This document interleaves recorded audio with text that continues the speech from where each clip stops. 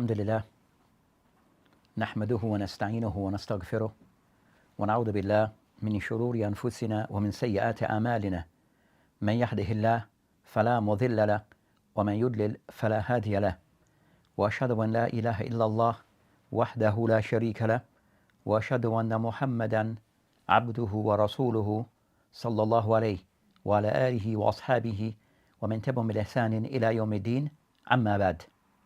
So today, inshallah ta'ala, we'll be starting a new segment regarding al-mustalah. So mustalah al-hadith, that in the last session that we have covered what the author mentioned regarding matters pertaining to asbab al-daf. So reason that may contribute to hadith being daif, that we have discussed the first batch of things that he mentioned, al-inqita' fil isnad, where there's a breakage in the isnad. And we have discussed those form of breakage in isnad and the different types of breakage in isnad. As for today, we'll be now discussing what he have mentioned as the second reason of the weakness in the hadith.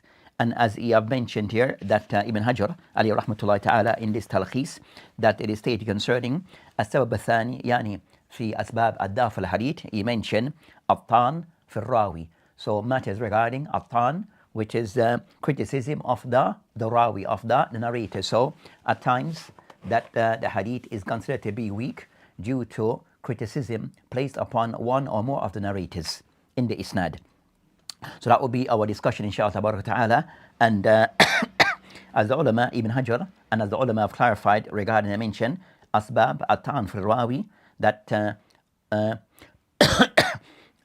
reasons that one may criticize a narrator, they mention ashar, that they split up into 10 reasons. So Ibn Hajar, that you have divided or mentioned that there's 10 reasons behind a narrator or a narrator being criticized.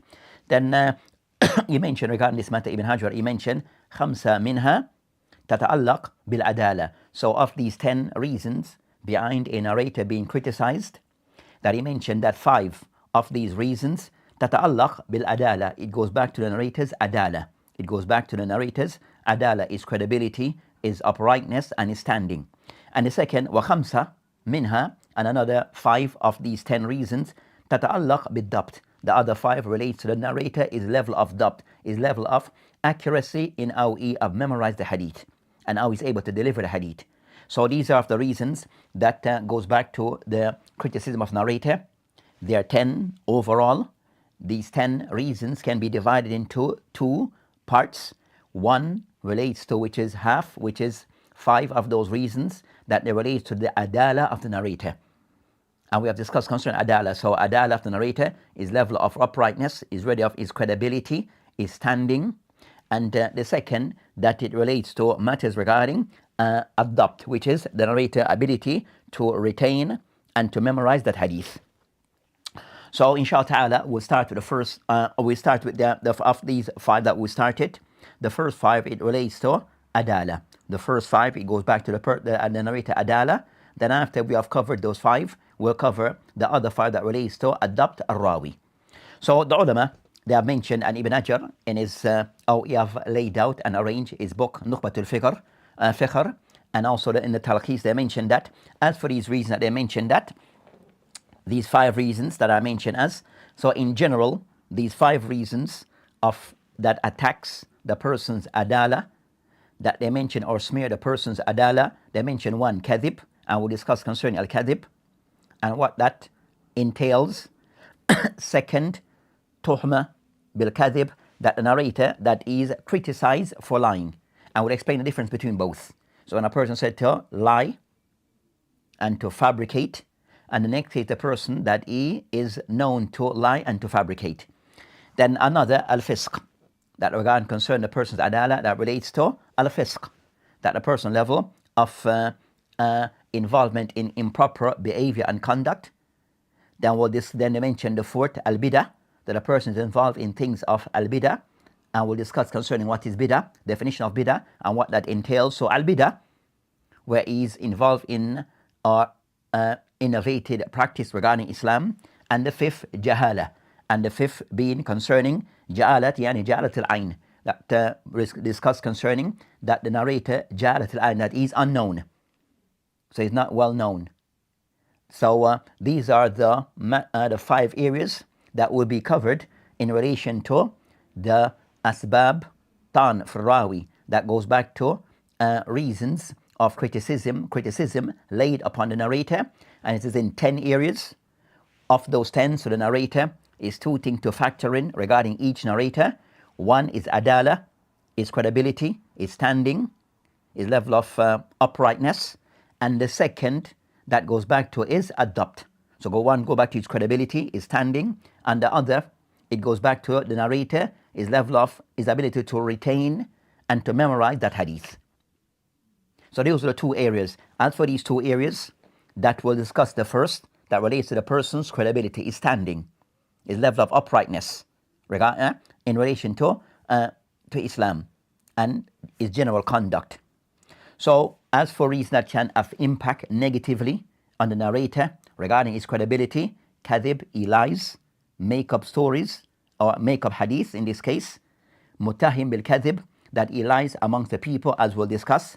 Al-fisq is level of involvement in acts that are said to be haram, sinful deeds. Al-bidah, thing that relates to acts that are innovation, and also jahala, that is unknown. So after mentioned that in this talkhis Nukhbatul Fikr, that they mentioned that with these 10 that they start to mention that they'll start with a more severe. So they start with a more severe case, which would be al-kadhib, and then they'll discuss what comes after. So today, inshallah ta'ala, we'll try to cover aspect regarding a hadith, those cases concerning al-kadhib, and what this involves, and the masahil, as some of the masail that relates to when a narrator is accused of lying or known to be a liar. What the impact on this regarding is hadith. So inshallah ta'ala, we discuss this matter bi'awnillah subhanahu wa ta'ala. So the first thing to start with, as the ulama have mentioned regarding with this particular discussion, that what is referred to regarding when a person's lie regarding hadith, then that hadith is referred to that hadith al-mawdu. So lying regarding hadith of the Prophet ﷺ, then this goes into the realm, the area of hadith al-mawdu, hadith which is said to be fabricated. So lying equates fabrication, hadith al-mawdu. So that will be our discussion and clarity on this particular point. So as we mentioned, this is considered to be the more severe of weakness in hadith overall, that when a hadith is classed as hadith al-mawdu. So as for al-mawdu, so we discuss concerning al-mawdu, hadith al-mawdu in general. So hadith al-mawdu that the ulama mentioned regarding concerning the general meaning linguistically regarding that al-mawdu hadith would have referred to as mawdu hadith, that I mentioned al-mawdu wada, that a person of somewhat they mention iqtalakh. So iqtalakha, where a person of somewhat have fabricated something, you have made up something. So I mean also the person al-mawdu means the person have made up something, he has fabricated something, he have put something together that does not there. So that is matter regarding hadith al-mawdu linguistically. So they mentioned concerning, so the person said to man wada a-rajul hadith, then what they mean concerning iftara wa kadhib, that a person have somewhat have lied about a matter, this matter, you have made up something. So this is mawdu, this is referred to as mawdu. So as for the definition of mawdu linguistically, that to keep that they have mentioned that of the definition that are mentioned of hadith al-mawdu, according to the ulama of hadith, that they have stated hadith al-mawdu huwa al-hadith al-makdhub. There's a hadith that referred to, that is a statement that is makdhub, that is a lie fabricated al-Nabi alayhi salam, upon the Prophet alayhi salam, mukhtalaq, that have been made up, min wa'dihi, from the person who is the fabricator, alladhi yansib ila Nabi alayhi salam biwajh, and the person tried to pin this to the Prophet alayhi salam. So the person that he tries to pin this upon the Prophet alayhi salam, this thing that he has made up. So again, hadith al-mawdu, hadith al-makdhub, and Nabi alayhi salam upon the Prophet, someone have made up something about the Prophet alayhi salam or lied upon the Prophet alayhi salam, and I've fabricated this information from the person who have done so, and this person then they try to pin this on the Prophet ﷺ. They try to pin this back to the Prophet ﷺ in any way possible. So that's concerning what is said to be Hadith al-Mawdu'. Another way of the ulama state Hadith al-Mawdu' huwa Hadith al-Kadhib, Masnu', Mukhtalaq. And Nabi ﷺ says the Hadith which is said to be Kadhib, a lie, Masnu', fabricated, been made up, Mukhtalaq, something has been made up upon the Prophet ﷺ. So this is Hadith al-Mawdu'. So this is said to be, so that's concerning what is defined as Hadith al-Mawdu', something has been made up and been attributed or been pinned upon the Prophet ﷺ, but he in reality had nothing to do with this. The ulama also, in this, so that's concerning the definition of Hadith al-Mawdu'. A point that the ulama clarify of Hadith regarding Hadith al-Mawdu', that I mentioned that they use the word Hadith. So the word Mawdu', also they use the word, as I mentioned, huwa al-Hadith al-Makdhub. So why they use, so they mention the word Hadith is used with Hadith al-Mawdu'. They say that the word Hadith, when it is used with when it is used regarding Hadith al-Mawdu', fabricated Hadith, then the word is mean Hadith here linguistically, not in the normal terminology of the ulama of Hadith, because this has nothing to do with the Prophet ﷺ in reality. So the word Hadith is taken as the word which is the linguistic meaning, that is something which is said or a statement, but the statement have nothing to do with the Prophet ﷺ in reality. So it is not taken as being something which is Hadith, that is legitimate, but this is just, the word is used as the general things that is attributed to the Prophet ﷺ, but it has nothing to do with him. So that's concerning Hadith al-Mawdu'.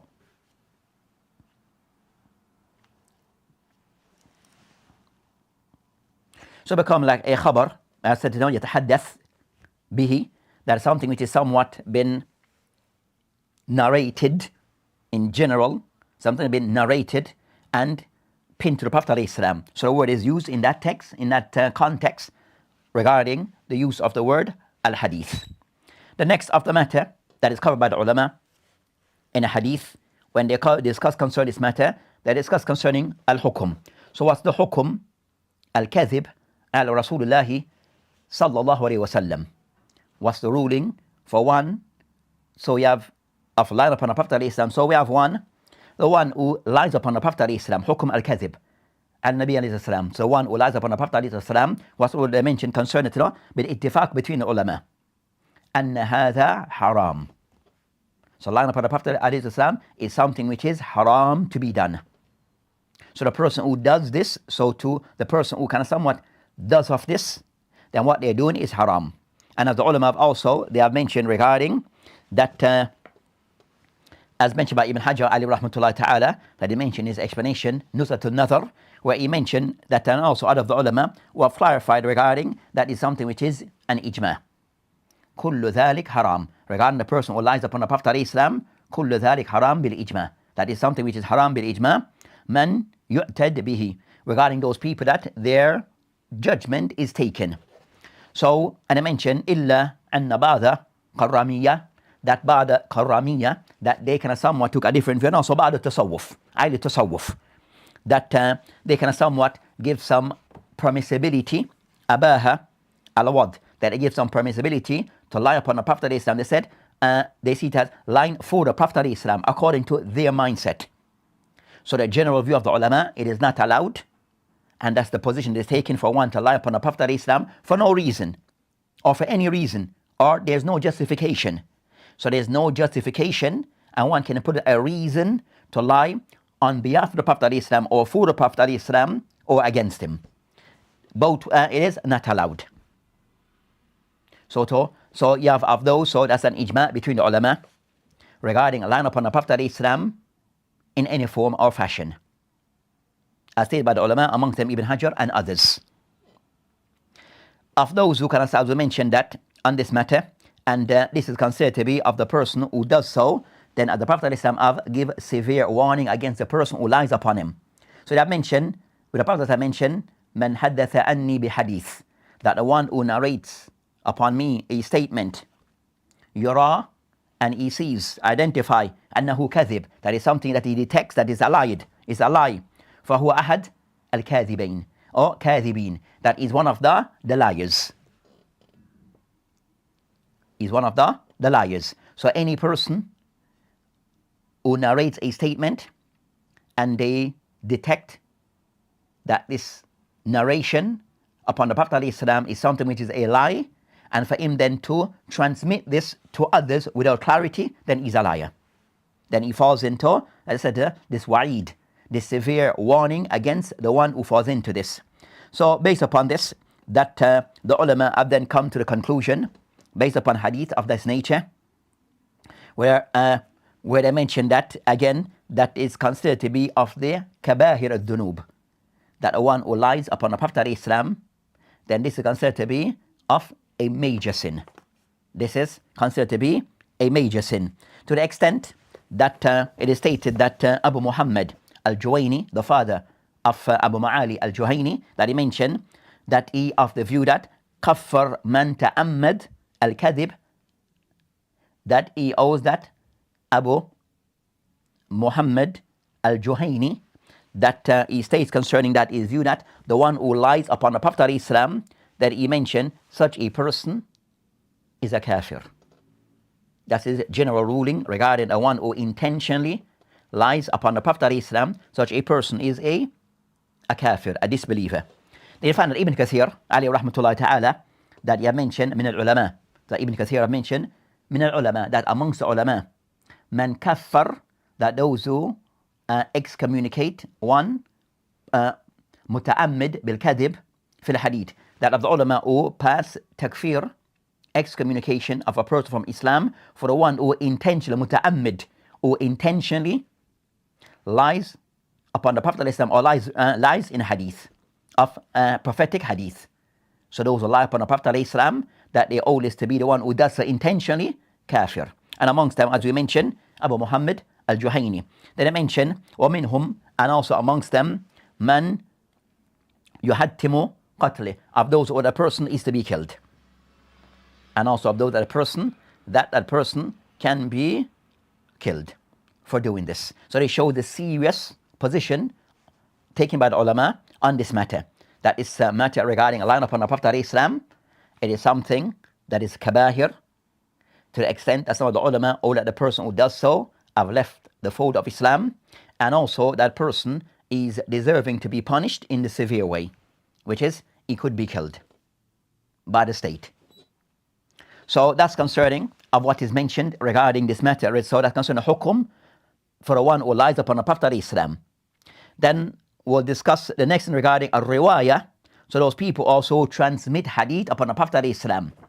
So, and they are somewhat complacent, where so riwayah of hadith that are said to be lying upon the Prophet ﷺ, the ulama mentioned la yajuz. So regarding the person who is able can detect that it is not allowed for a person to pass on or to transmit hadith al-mawdu, fabricated hadith upon the Prophet ﷺ, and huwa liman kana aliman bihali, and that person, he knows this.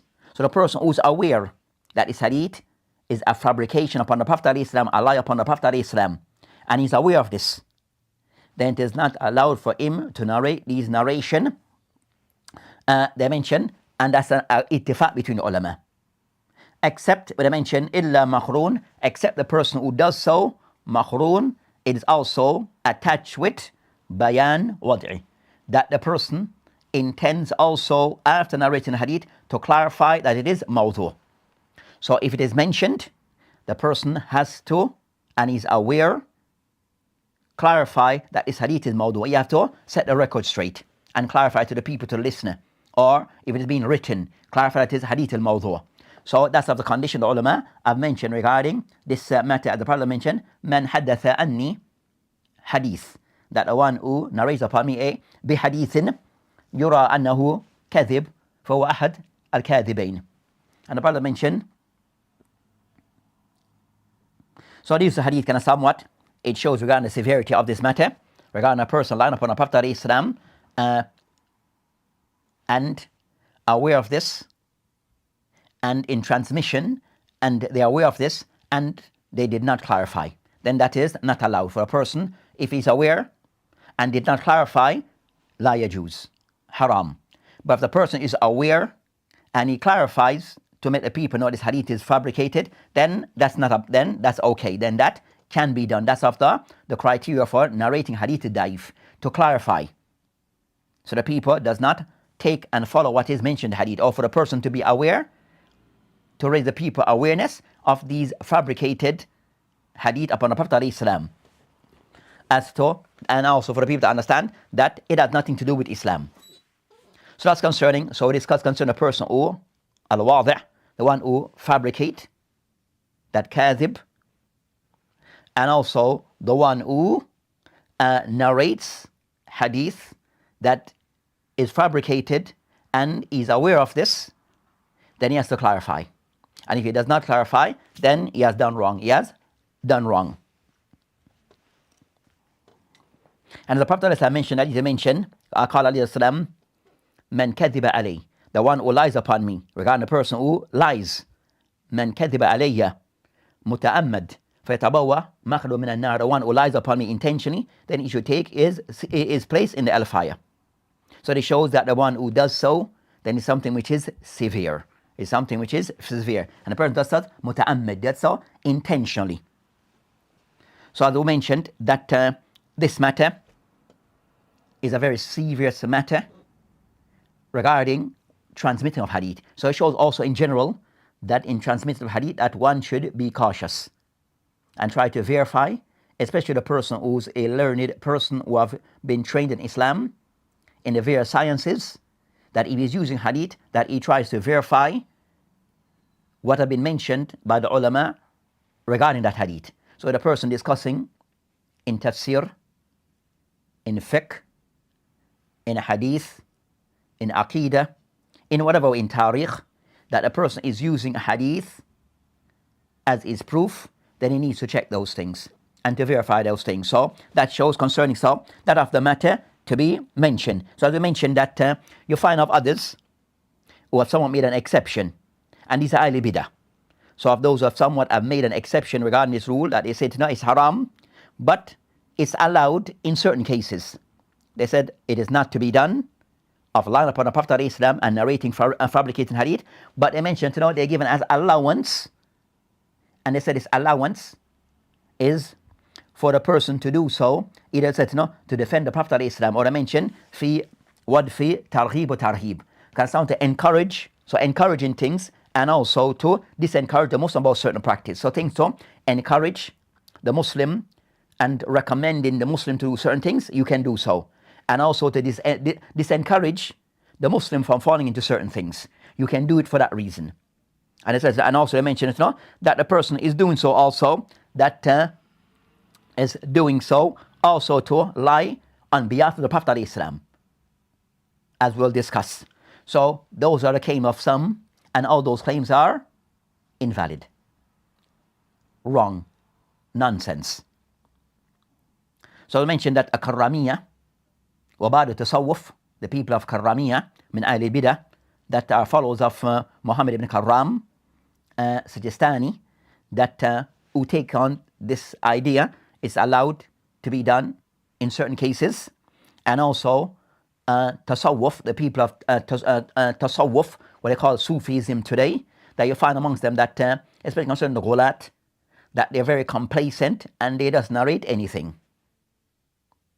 And it still exists today, of some of the kibar of Ahli Tasawwuf, that they are known to relate just about anything. Fallah mustan wa alayhi tuklan.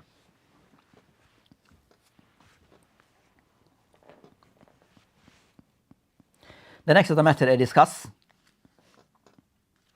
that أسباب أو لماذا يكذب الناس على رسول الله صلى الله عليه وسلم. Why the people lie upon the Prophet عليه السلام. Why people fall into this. So أسباب الوضع. So what are the reasons behind people fabricating hadith upon the Prophet عليه السلام? What's the reason behind this? What's the purpose? Why is this? But we'll find the ulama have clarified that that people does so for various reasons. So this is done for various reasons and goals and objective. So, asbab al-wad, that of the reason at some time that is behind this, or the motivation behind this, that will find that one, zandaqah, of some of the people who fall into this, of fabricating hadith upon the Prophet Islam because of their own zandaqah, tazandaq. And tazandaq, as I mentioned, that a word concerning al-nifaq. Al-nifaq. And these are the people who mention concerning al-zandaqa or tazandaq. Yani they mention here, ibtan al-kufr. Those people conceal their kufr wa izhar al-Islam. And they openly seem as if they're with a Muslim openly. So, al-nifaq wa tazandaq, and they use the word tazandaq or zandaqa, of those people who they conceal, they hide their Islam, or they hide their kufr, and they manifest Islam to the public. But inside, internally, they dislike Islam. They are against Islam. And they do so where they want to use as a means to show that they are Muslim, so as to bring confusion amongst the Muslim, within the Muslim rank. So both people come in, they want to divide the Muslim internally. So these are the people alil tazandaq, the zandaqa, where they come somewhat and they throw these shubahat. So you find the people also that they show these, always putting out these things of doubtful matters upon the Muslim, and try to create fitna between the Muslims. And those people are ones who claim to be Muslims, that are said to be, that have the face of Muslims, or in the name of Muslims. But these are people in reality, ahli tazandaq. They exist in the past, and they still exist today. Even some of them is online. So zandaqa, that in reality, what they have inside is filth, and what they but they claim Islam, but what they express regarding their thoughts and their ideas is to create confusion amongst the Muslim and distort Islam. So those people are ahli zandaqa. So they mention regarding concerning that, so you find that in the early days of Islam, we find people came into Islam to destroy Islam, or try to attack the Muslim and create doubt and the internal fight. Amongst them, we know concerning that of Abdullah ibn Sabah. So Abdullah ibn Sabah, al-Yahudi, that entered into Islam, supposed, but really wasn't about Islam. That is there to serve a purpose, which is to try to create confusion amongst the Muslim, and at some point even claim regarding concerning that Ali ibn Abi Talib is ilah. So kind of somewhat, so come with these strange ideas. So of those people, tazandaq, people who come with strange ideas that goes against the essence of Islam. And we have them today. And some of them, so we have people of that nature, that Allah mustan, they're out there. Then I mentioned that of those people that came after regarding fabricating hadith, that we have one of those, Muhammad ibn Sa'id Maslub. Muhammad ibn Sa'id Maslub. I mentioned another wada, but I mentioned that he fabricated over 4,000 hadith. That over he fabricated many hadith. Over 4,000 hadith. Also claimed. So he is known that he has fabricated many hadith. So of those who have fabricated many hadith. So that concerns, so that's of those people who are known for this. But and I mentioned that after it was discovered that this person was fabricating hadith and distorting the image of Islam, then the state then came into the picture, and they mentioned that Abu Ja'far al-Mansur of the Khulafa of the state, that qatalahu, that he killed him because of his zandaqa, because of him polluting Islam and trying to attack Islam and to distort Islam. So this Abu Ja'far al-Mansur had him killed. Because of his tazandaq. So, and that's in preserving the beauty of Islam and repelling those who wish to distort Islam. The second of those things so that should serve as a warning regarding of those who have taken this path of distorting Islam in name of being liberal and the likes. So these are the people of Zandaqa, alayhi min Allah ma yastahaq. Then a second of those people that they mention that are people who fall into this, or reason behind this, khilafat al-siyasi. Khilafat siyasiyya, so matter that relates to politics. So because of politics, then sometimes people fabricate hadith, and you find out that it occurred regarding of those people who fell into this path, fell upon this method of fabricating hadith, or fell into this. We have Ashia al-Rafida and others who fell into this. So al-Rafida, Ashia, that are somewhat renowned for this, and others who took that path. Then I mentioned that, so you find that in different states that existed then, that you find that people try to fabricate in defense of the state and the likes. So they mentioned regarding concerning during that time that it is mentioned concerning that that Hamad ibn Salama, they have mentioned that people mentioned people of the Rafida that they were fabricating hadith. That Hamad ibn Salama has stated regarding that that Hadathani Sheikh Lahum, that a Sheikh from amongst the Rafida was saying that you have to have individuals from the Rafida that they would be fabricating hadith. So this was something that was and well known to them. Even the hadith books that they have today is somewhat a laugh. The books of hadith that they have today is somewhat a book that it has no credibility. It has no standing with Ahlul Sunnah. And their narration and the things that are mentioned inside them, it is somewhat unbefitting to be mentioned. It's unbefitting to be mentioned. Of some of the things that are mentioned within their books, that they refer to books of narrations. The third of those asbab regarding al-wad fil hadith that go to khilafat al-aqadiyya wal-fiqhiyya. So khilafat al-aqadiyya wal-fiqhiyya.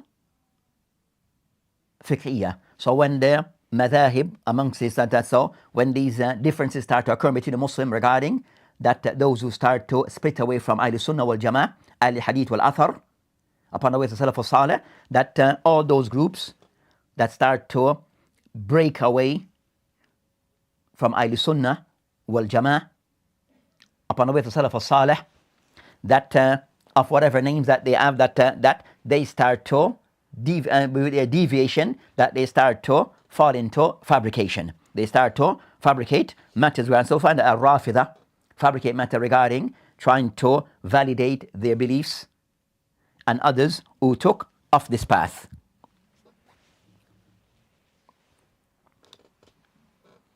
So fabrication regarding inkar sifat of Allah subhanahu wa ta'ala, of Mu'attila.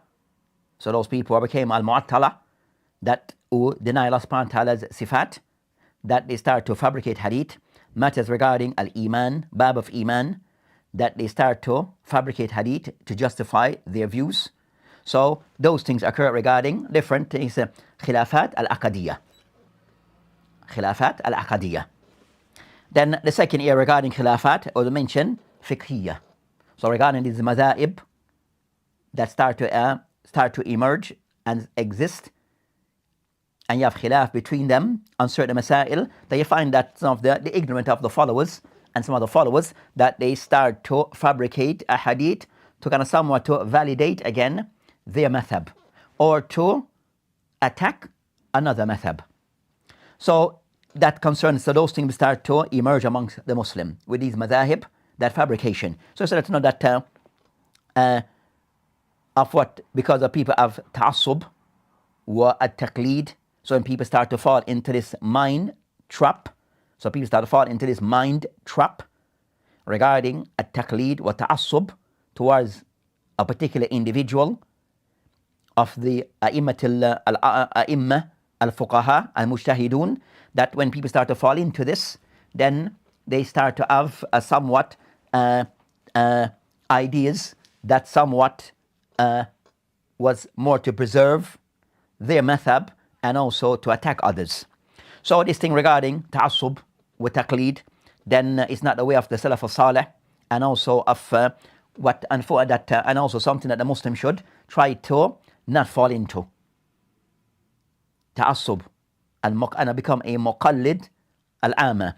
So, and if we were to look concerning aqwal of the A'immat al-Arba, to start with, that among have they, Imam Abu Hanifa, Malik, Shafi, or Ahmed, have they ever encouraged taqleed of themselves and ta'assub to them, and a person to be fanatic about them, and to be one-centered mind, and the person to be fanatic towards them? Have they ever encouraged this?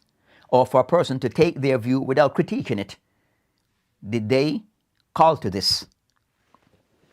So, of the thing that I mentioned regarding concern of this matter, we find that concern that Ma'mun ibn Ahmed al-Harawi لما قيل له ألا ترى إلى شافي ومن تبعه بالخراسان. Then this person Ma'mun ibn Ahmed al-Harawi, that when he was mentioned regarding concerning Imam Shafi and those who were following him in the people of Khorasan, Fasaka, Isnad and Anas. So this person then he can somewhat mention an Isnad that goes back to Anas, Marfu, that goes back to the Prophet ﷺ, Anas bin Malik, upon the Prophet ﷺ, where he mentioned, in this supposed to be hadith, this statement, يَكُونَ فِي أُمَّتِي رَجُل يَقَالْ لَهُ Muhammad ibn Idris. That the hadith he mentioned that there will be in this, from my ummah, a person that is referred to or named Muhammad ibn Idris, specific. Adar ala ummati is more severe and against my ala ummati min iblis, is more harmful and more dangerous to my ummah than that of iblis. That they mention yakuna, so that is to go against Imam Shafi. That is worse than iblis. Then they mention وَيَكُونَ فِي أُمَّتِي. Then they mention the second part, وَيَكُونَ فِي أُمَّتِي رَجُلَ قَالَهُ. Then again, there will be in my ummah a person that is called Abu Hanifa. That is called Abu Hanifa. هو السراج أمتي, is the light of this ummah. وهو السراج أمتي. هو السراج أمتي, is like the light of my ummah, the light of my ummah. And that's that level of being excessive. That taqleed, ta'assub towards an individual, where you cannot, as they say, think outside that box, to the extent that you're willing to attack others unjustly and unfairly because they may not share some of your views, or be on the same mindset as you are. So he attacked Imam Shafi, and then he tried to elevate Abu Hanifa. So this is not from Abu Hanifa, but from those ignorant followers. Then also you have some other narration regarding other people. وَهَكَذَا. That's also you find also in cases a person called Muhammad ibn Ukasha Kirmani. Muhammad ibn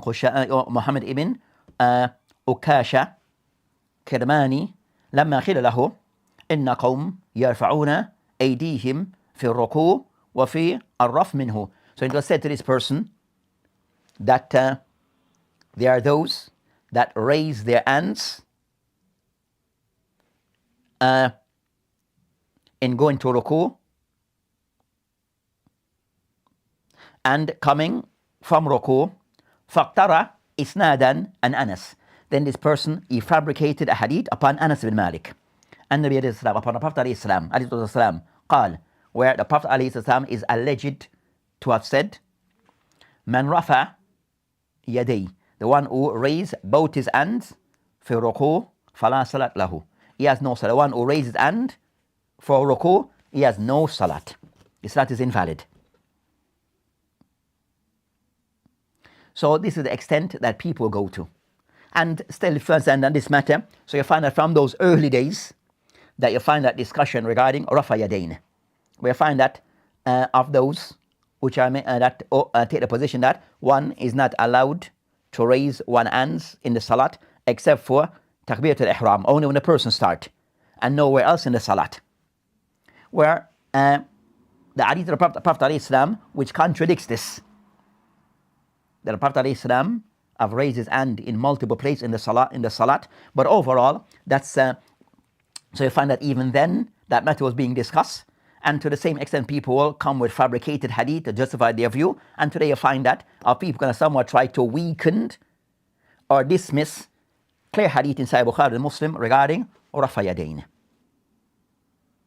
just to justify, just to hold to this view of what they supposed to have been taught. So this taqleed, ta'assub, then it can have serious consequence. So these are the things that does lead to al-iftiraq, where people, that they put their focus in the wrong thing. The dimension regarding concern this matter of the other matters that are discussed, takassub, bitilka hadith, ad-da'ifa wal-ghariba, where people also become a way of earning, of gaining wealth, getting the money of the people, which also still continues today, where people that I mentioned that in Abad al-Qusas, that people used to give storytellers by way of using hadith, but telling stories to the people that used to awaken us somewhat to gain earnings by, as we say today, giving lectures, but use it as a way to gather the wealth of the people, to gain the wealth of the people. So in this, to make everything seem pleasing to the people, in telling stories, they'll make up stories. They use hadith, which is mawdu', or they make up their own hadith. So that was a practice from then, what I mentioned, concerning al-Qusas, where the people are the storytellers of telling stories regarding Islamic stories. Or we say today, people are lecturers, but they do not know what they're speaking of. And they try to please the people, so they mention things that are pleasing to the people, and mention hadith to justify this, and some of those hadith are either weak or at times mawdu'. Fallah musta'an. To the extent it's sent regarding concern that person that mentioned, لَقَدْ رَأَيْتُهُ فِي الْمَسْجِدِ فَهَذَا يزيد ibn Sufyan. So a person called Yazid ibn Sufyan, Bahzi. So Yazid ibn Sufyan al-Bahzi, يقال عنه شعبة ibn Hajjaj. That Shu'bah ibn Hajjaj, I mentioned regarding this person who died 160. لَقَدْ رَأَيْتُهُ فِي مسجد.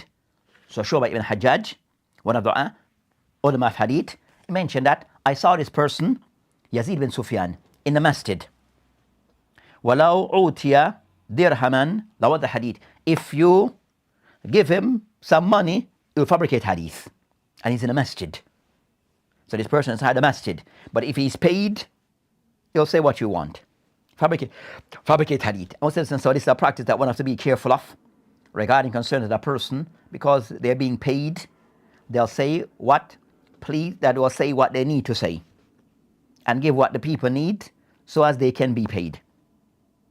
And this is something to be mindful of, especially those people who are involved, and they say, in da'wah, that be mindful of charging and what you are taking from the people, where the earnings become the focus. And the objective is what you can gain and be paid for. فَاللَّهُ مُسْتَعَانٌ وَعَلَيْهِ تُكْلَانٌ.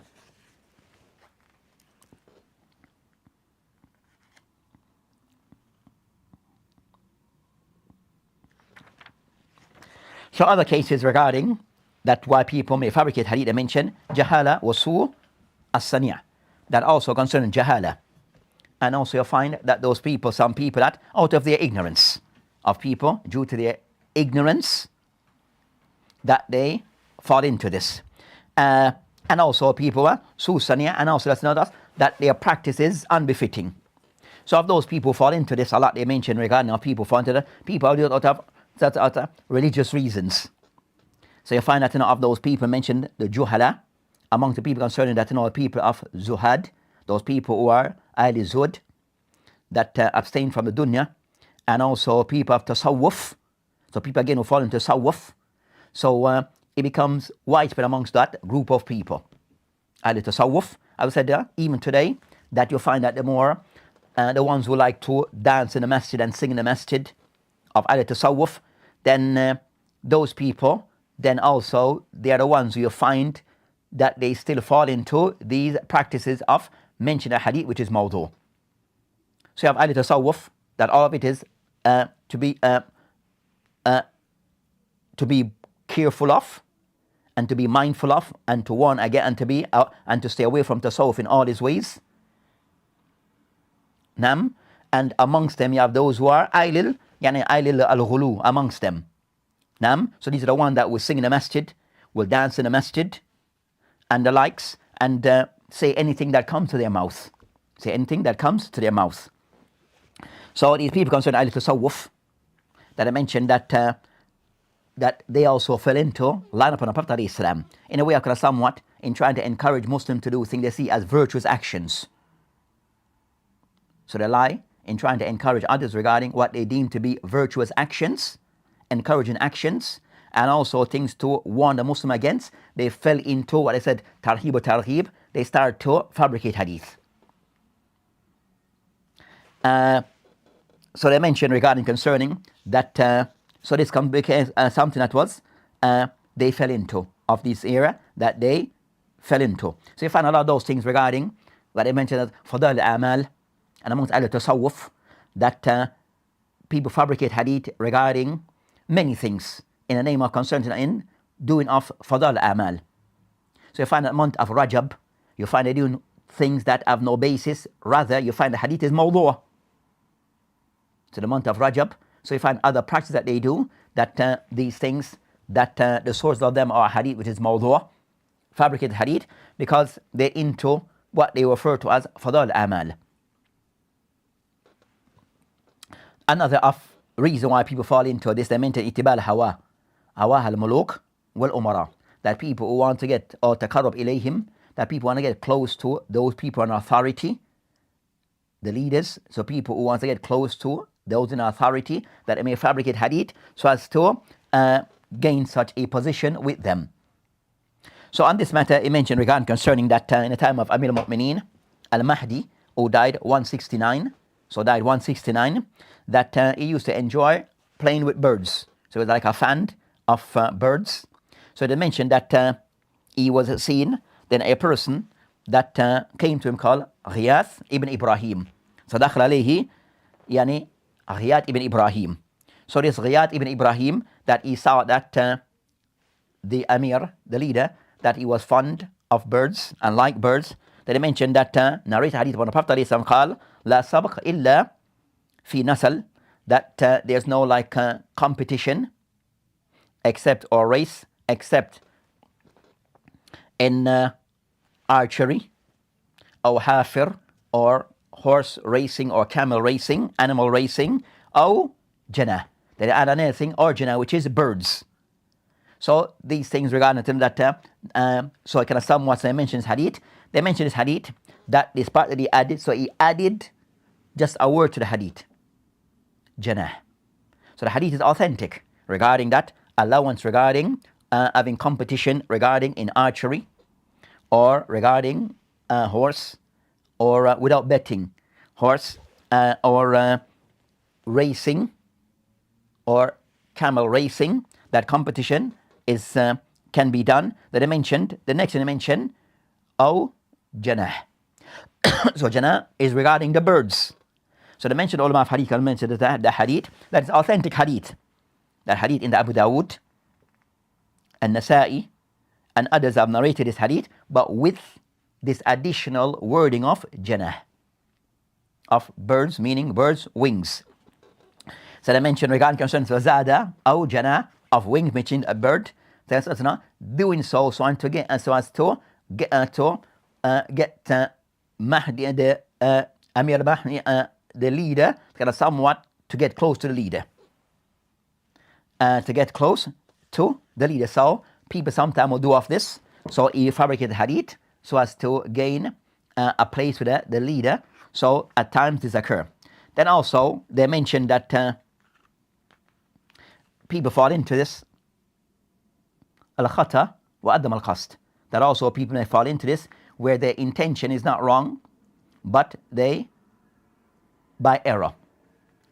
So they didn't have bad intention, didn't do it intentionally, but fell into this by way of khata. They fell into this by way of khata, by way of an error. So they mentioned regarding concerning a case of an error where a person has understood fabricated hadith, but by way of error, where they mentioned that a case concerning that waka the Thabit ibn Musa al-Zahid, Thabit ibn Musa al-Zahid, who died 229, that when they mentioned the hadith, that it is mentioned that he was with Sharik ibn Abdullah al-Qadi. So they mentioned that Sharik, that mentioned hadith with the isnad, قال حدثنا عامش عن أبي سفيان عن جابر قال رسول الله صلى الله عليه وسلم فسكت. So Sharik ibn Abdullah is narrating hadith. So I can also mention the isnad by mention قال حدثنا عامش عن أبي سفيان عن جابر قال رسول الله صلى الله عليه وسلم. Then he went silent. So Sharik mentioned that isnad, then he went silent. Didn't mention what the Prophet ﷺ said. Then didn't mention the matan, didn't mention the word of hadith.